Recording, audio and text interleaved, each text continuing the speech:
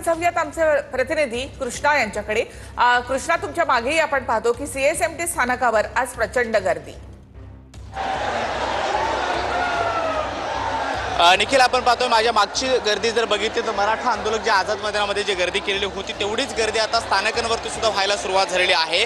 CSMT स्थानक हे मुंबईतलं सर्वात मोठं आणि महत्त्वाचं आणि रहदारीचं स्थानक म्हणून ओळखलं जातं आणि आता आपण पाहतोय की अनेक मराठा आंदोलक या ठिकाणी ठाण म्हणून बसलेले आहेत, स्थानकावरती बसलेले आहेत आणि त्यामुळे मुंबईकरांची गैरसोय होऊ नये याची देखील खबरदारी घ्यायची वारंवार सूचना ज्या आहेत ते मनोज जरांगे पाटील यांच्या माध्यमातून दिल्या जात आहेत। आपण पाहतो की शेकडोंच्या संख्येनं सध्या ही गर्दी जी आहे ती सीएसएमटी स्थानकावरती पाहायला मिळते आहे।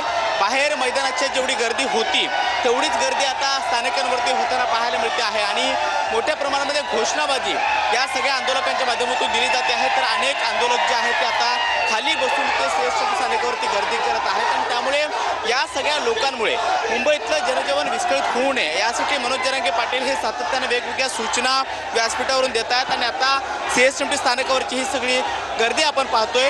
फ्रीवेचा जो मार्ग ठेवण्यात आलेला होता त्या फ्रीवेच्या मार्गाने अनेक आंदोलक हे मुंबईमध्ये दाखल झाले खरे, मात्र त्यानंतर मुंबईतल्या वेगवेगळ्या भागामध्ये ते वावरताना पाहायला मिळत आहेत। मुंबईची लाईफलाईन म्हणून रेल्वेची ओळख आणि या रेल्वेवरती कुठलाही परिणाम होऊ नये यासाठी प्रशासन वेगवेगळ्या उपाययोजना करते, सतर्क आहे। त्याचबरोबर पोलीस सुद्धा या ठिकाणी गस्त घालताना पाहायला मिळतात। मात्र आता हे आंदोलक जे आहेत ते स्थानकांवरती ठाण मांडून बसलेले आहेत, ते उठत नाही आहेत आणि मनोज जरांगे पाटील यांच्या समर्थनार्थ घोषणाबाजी करत या सगळ्या लोकांकडून सातत्यानं घोषणा ज्या आहेत त्या दिल्या जात आहेत। आपण पाहतोय काही आंदोलक जे आहेत ते रेल्वेच्या प्लॅटफॉर्मवरती सुद्धा पसरलेले आहेत आणि त्यामुळे या लोकांमुळे किंवा या आंदोलकांमुळे मुंबईकरांची गैरसोय होऊ नये, मुंबईच्या लाईफलाईनवरती त्याचा इफेक्ट होऊ नये यासाठी सुद्धा वेगवेगळ्या सूचना प्रशासनाच्या माध्यमातून दिल्या जात आहेत। हा हार्बर लाईनचा प्लॅटफॉर्म आपण पाहतो, या प्लॅटफॉर्मवरती सुद्धा आंदोलकांनी मोठी गर्दी केलेली आहे।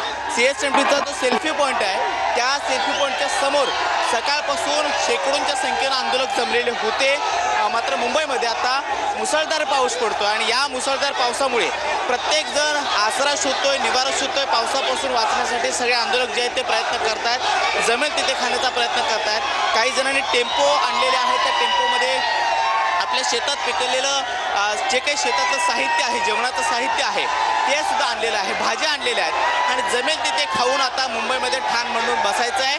मागण्या मान्य झाल्याशिवाय मुंबई सोडायची नाही असा निर्धार या सगळ्या आंदोलकांच्या माध्यमातून करण्यात येतोय आणि म्हणून हे सगळे आंदोलक जे आहेत ते मोठ्या प्रमाणामध्ये सध्या स्थानकांवरती गर्दी करताना पाहायला मिळतात। सीएसएमटी हे मुंबईतलं सर्वात मोठं आणि रहदारीचं स्थानक म्हणून ओळखलं जातं। मध्य रेल्वेवरचं, हार्बर लाईनवरचं आणि त्याचबरोबर वेस्टर्न लाईनवरची सुद्धा कनेक्टिव्हिटी या स्थानकांवरनं आहे आणि हजारोंच्या संख्येनं जे आंदोलक मुंबईमध्ये दाखल झालेले आहेत त्यांची गर्दी या स्थानकांवरती पाहायला मिळते आहे।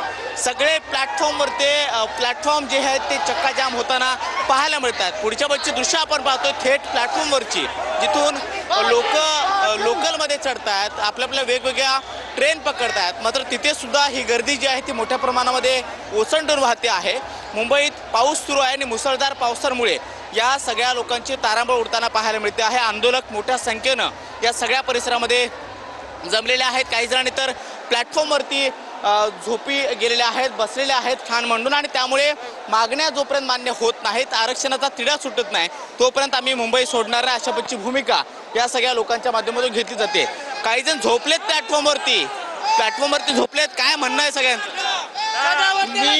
एक मिनिट मी या ठिकाणी अंबाजोगाई तालुका बीड जिल्ह्यातून या ठिकाणी आलो आहे आणि जोपर्यंत आम्हाला आरक्षण भेटणार नाही तोपर्यंत आमचा जीव जरी गेला तरी आम्ही या ठिकाणी हटणार नाहीत, ही आमची ठाम भूमिका आहे। जरांगे पाटील म्हणतात की मुंबई विस्कळीत नाही झाली पाहिजे, लोकांची गैरसोय नाही झाली पाहिजे, त्यामुळे हे प्लॅटफॉर्मवरती झोपणं बसणं हे योग्य आहे का? नाही साहेब, आम्हालाही ते योग्य वाटत नाही, पण आमची सोय शासनाने आता येताना तुम्हाला मी सांगतो की 40 किलोमीटरच्या अलीकडे आमच्या गाडीचा ताफा अडवला होता, परंतु त्यांना न जुमानता आम्ही आलोत आणि पुढे आल्यानंतर पाहिलं तर रस्ता पूर्ण रिकामा होता। म्हणजे हे सरकारला जाणीवपूर्वक आम्हाला अडकवायचंय। हे जी सोय गैरसोय मुंबईत असेपर्यंत हीच अवस्था असणार आहे का? नाही, सांगा ना, आम्ही त्यांनी सरकारनं आमच्यासाठी काय सोय केली सांगा ना। म्हणजे एखादी छोटी सभा असेल तर सर्व सरकार काय काय देतं? म्हणजे इथं टॉयलेटला नाही, पाणी नाही, काही नाही, तिथं बसायसाठी एवढा मोठा चिखल आहे, काय त्यांनी केलं एवढं मोठं च्या बाजूला पाहतोय पुन्हा एकदा घोषणाबाजी जी आहे ती सुरू झालेली आहे. लोक घोषणा देत आहेत सरकारच्या विरोधामध्ये आणि सरकारला त्याच्या चुका दाखवून देत आहेत. सरकारला एक प्रश्न आंदोलकांच्या माध्यमातून विचारला जातोय आणि तो म्हणजे सरकारनं आमची सोय नेमकी काय केलेली आहे. छोट्या छोट्या सभा किंवा छोटी आंदोलनं जेव्हा असतात तेव्हा सरकार त्यांना पुरेशी शौचालय त्याचबरोबर इतर व्यवस्था करून देतं. मात्र आता आपण पाहतो या सगळ्या शेकडो हजारोंच्या संख्येनं जे लोक आलेले आहेत त्या सगळ्या लोकांची गैरसोय होताना पाहायला मिळत असून सुद्धा सरकार अशा पद्धतीनं का भूमिका घेते हा एक प्रश्न जो आहे तो सातत्याने या सगळ्या आंदोलकांच्या माध्यमातून विचारला जातोय. हे आपण आंदोलक पाहतोय प्लॅटफॉर्म त्याचबरोबर इतर या रेल्वेच्या मध्य रेल्वेच्या पॅसेजमध्ये सुद्धा सीएसटी स्थानकाच्या सीएसएमटी स्थानकावर सध्या प्रचंड गर्दी आपल्याला पाहायला मिळते. मराठा